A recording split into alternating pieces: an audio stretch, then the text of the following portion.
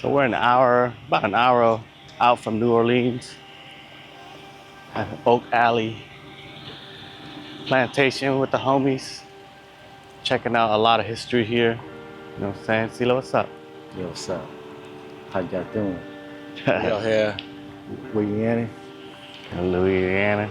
Oak Alley Plantation. And it's huge. And you know what's crazy? There's a lot of plantations out this way. We drove by like 4 or 5 of them, and they're all like huge, big houses.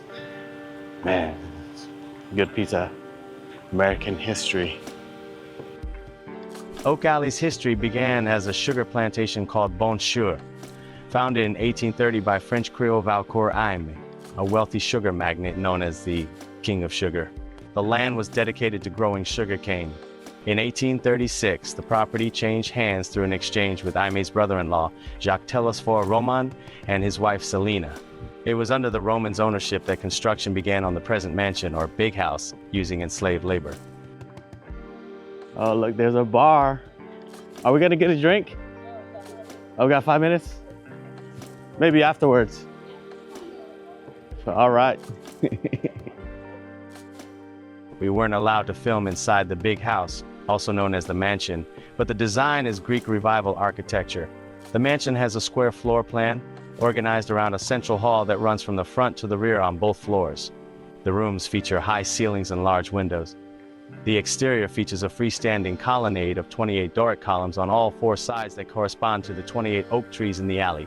Oak trees such as these are a common feature of the Mississippi River Valley antebellum mansions. The wait was a bit longer than 5 minutes, so we had some time to get refreshments.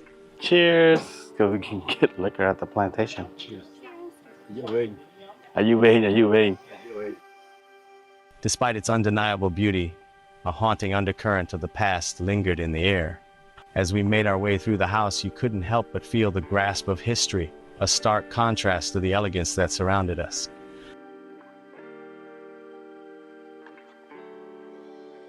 We were fortunate to be allowed to film on this stunning second-floor balcony. From here, you can truly appreciate the vast expanse of this estate. Take a look at these magnificent oak trees. Their sprawling branches draped in emerald leaves have likely stood here for over 200 years. And the gardens, meticulously planned and overflowing with vibrant blooms.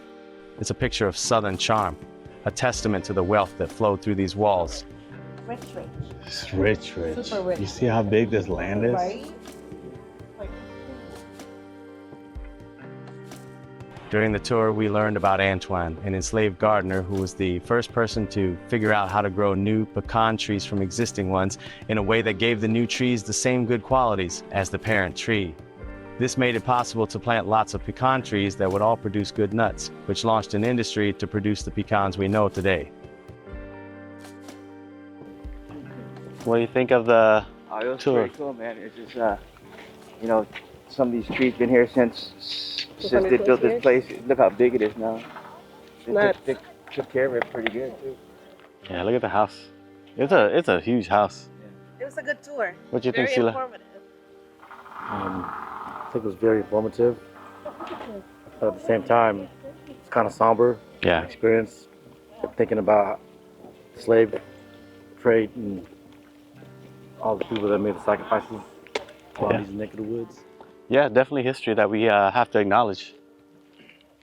That makes you wonder how many lives were lost here. Yeah. When J.T. Roman bought the plantation in 1836, some of the enslaved people came with the property. He also brought others from his family's plantation, and between 1836 and 1844, he purchased about 15 more people. In total, there were typically between 110 and 120 enslaved people at Oak Alley. While this wasn't as large a group as some plantations had, it was still a substantial community.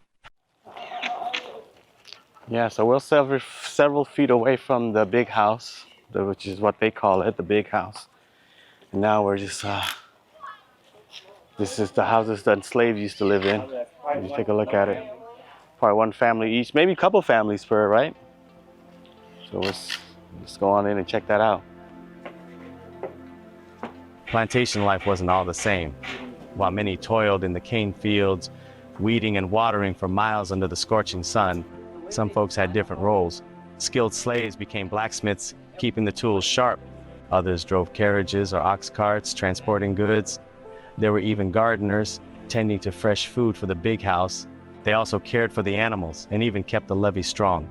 But harvest season, called the grinding, was brutal. Days turned into 18-hour shifts, weeks on end, cutting and hauling cane until the last bit was milled. In addition to the field slaves, there were a large number of domestiques or house slaves, as many as 19.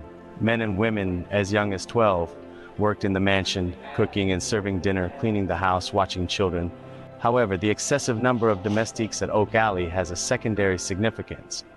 They were the ultimate demonstration of the Romans' wealth. While some planters deemed it prudent to have the maximum number of individuals working in their fields, others, the Romans included, exercised their ability to have a large number of enslaved people serving them directly. Oak Alley house slaves were dressed to reflect this role and accompanied the family as they traveled, with as many slaves as one per family member. It's actually a beautiful day in Louisiana here at the Oak Alley Plantation, owned by Jacques Ramon, slave owner in the 1800s, died when he was about 48 years old. The house went through about 9 owners, but now is a nonprofit museum, history